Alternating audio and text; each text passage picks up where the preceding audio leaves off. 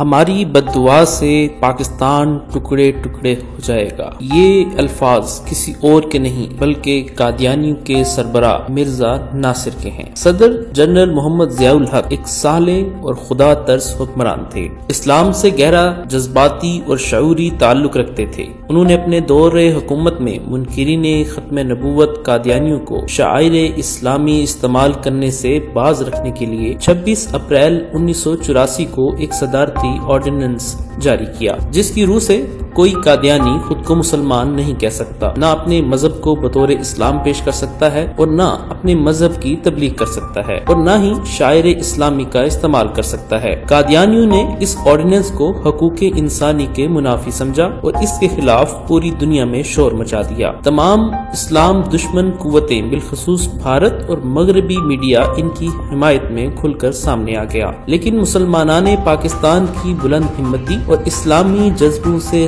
سرشار ملی یکجہتی کی بدولت قادیانی پوری دنیا میں ذلیل و رسوا ہوئے۔ بالآخر قادیانیوں نے اس آرڈیننس کو وفاقی شرعی عدالت، مختلف ہائی کورٹس اور بعد ازاں سپریم کورٹ آف پاکستان میں چیلنج کیا، جہاں ان کی ریٹ درخواستیں خارج کرتے ہوئے جج صاحبان نے نہ صرف متفقہ طور پر اس آرڈیننس کو درست قرار دیا بلکہ اسے تعزیرات پاکستان کی دفعہ 298 بی اور 298 سی کا مستقل حصہ بنا دیا۔ 30 اپریل 1984 کو قادیانی جماعت کا سربراہ مرزا طاہر احمد شہید جنرل محمد ضیاء الحق کے صدارتی آرڈیننس 1984 کی خلاف ورزی پر مقدمات کے خوف سے بھاگ کر لندن چلا گیا۔ رات کو لندن میں اس نے مرکزی قادیانی عبادت گاہ بیت الفضل سے ملحقہ محمود ہال میں غصے سے بھرپور جوشیلی تقریر کی۔ اس موقع پر معروف سائنسدان ڈاکٹر عبدالسلام مرزا طاہر کے سامنے صف اول میں براجمان تھا۔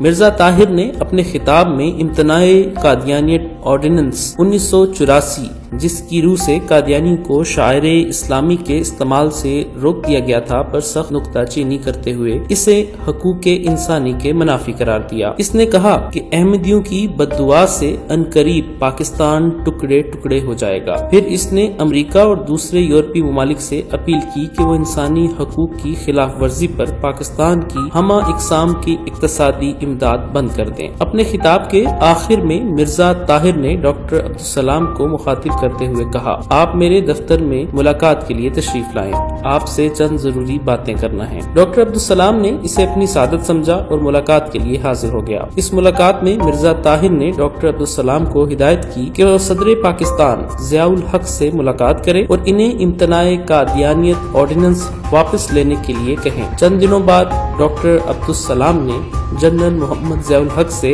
ایوان صدر میں ملاقات کی اور انہیں قادیانی جماعت کے جذبات سے آگاہ کیا۔ صدر ضیاء الحق نے بڑے تحمل اور توجہ سے ڈاکٹر عبدالسلام کی باتیں سنی، پھر اچانک اٹھے اور الماری سے قادیانی قرآن، تذکرہ، مجموعہ وحی اور الہامات اٹھا لائے اور کہا کہ یہ آپ کا قرآن ہے اور دیکھیں اس میں کس طرح قرآن مجید کی آیات میں تحریف کی گئی ہے، اور ایک نشان زدہ صفحہ کھول کر سامنے رکھ دیا۔ اس صفحہ پر مندرجہ ذیل آیت درج تھی، اِنَّا أَنزَلْنَاهُ قَرِيبًا مِنَ الْقَادِیَان۔ ترجمہ، اے مرزا قادیانی، یقیناً ہم نے قرآن کو قادیان گرداس پور بھارت کے قریب نازل کیا۔ تذکرہ، مجموعہ وحی و علامات، صفحہ نمبر 59، طبع چہارم از مرزا غلام احمد قادیانی۔ پھر اس کتاب میں مزید لکھا ہے کہ یہ تمام قرآن مرزا قادیانی پر دوبارہ نازل ہوا، نعوذ باللہ۔ اس کے بعد ضیاء الحق نے ڈاکٹر عبدالسلام کو مخاطب کرتے ہوئے کہا، ڈاکٹر صاحب، یہ بات مجھ سمیت ہر مسلمان کے لیے ناقابل برداشت ہے۔ اب